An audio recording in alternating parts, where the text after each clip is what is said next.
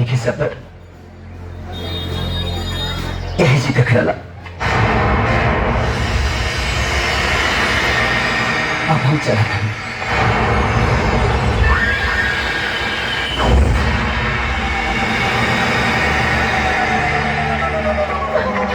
चल पकड़ा हुआ दूल्हा, अब जो असली दूल्हा आ गया तो काम कर।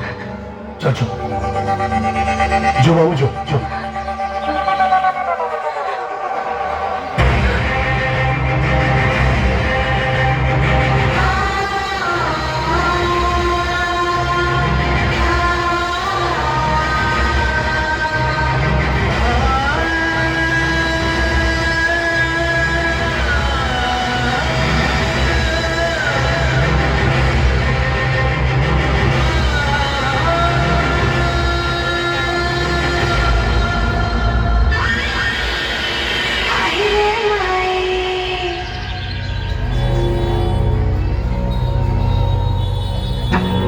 हमसे शादी कर दे।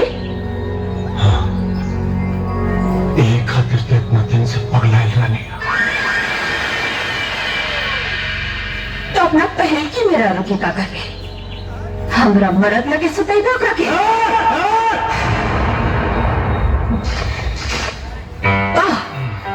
अपन इज्जत पर आई तो चिकनी ना कर।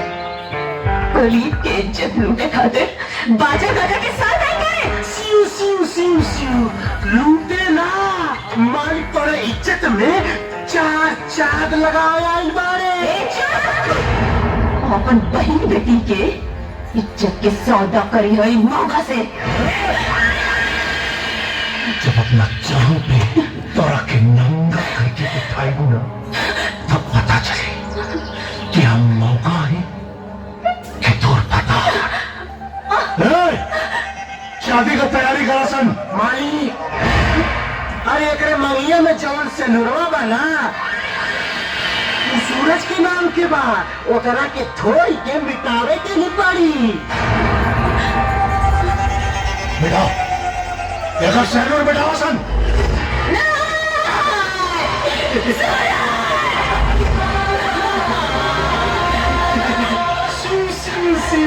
मालिक रगड़ रगड़ के धोई है कि छुटते नहीं के और रगड़ी।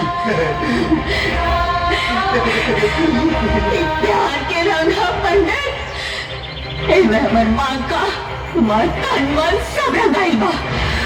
हमार मांग के सिनुर छूटे से पहले अगर सूरज ना आए तो खुशी खुशी एक रात खातिर तोहर रखेल बना।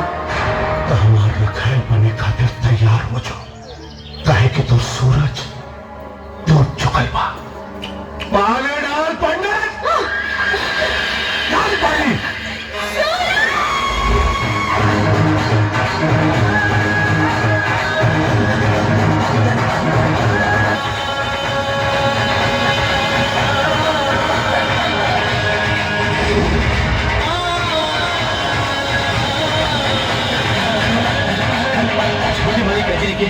आज तक उसे कुछ नहीं की मंगले, लेकिन आज मांगता नहीं तब कचरी खतरी मांगता नहीं मालिक।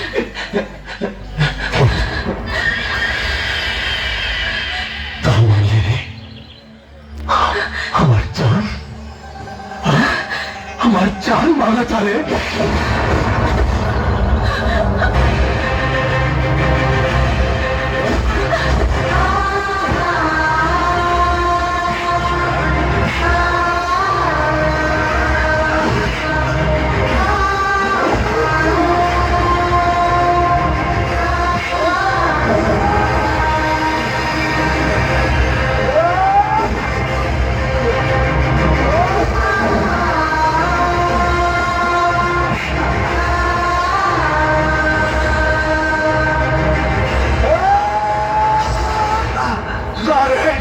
हमारे फेंकल हड्डी चूसने वाला हमारा कुत्ता तो इतना हिम्मत कि भगवान सिंह के जान पे हाथ डाल दे।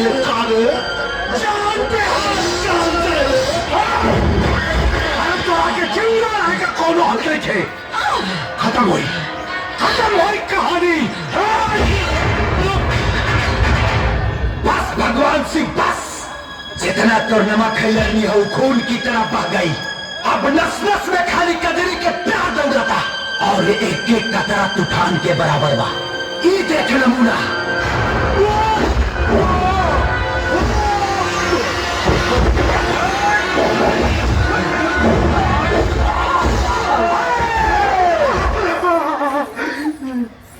भगवान सिंह ते कहले रहे ना कि हम क्या अपन जान पे बैठे ये देख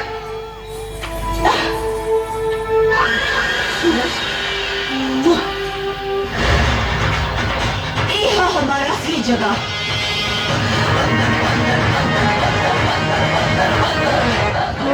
मालिक हमरा के छोड़ा ओकरा के मारा सन पकड़ा सन ओकरा के।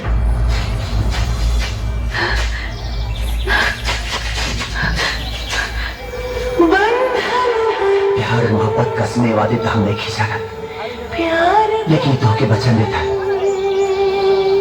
कि जब तक ले शरीर में सांस है तो हर साथ ना छोड़।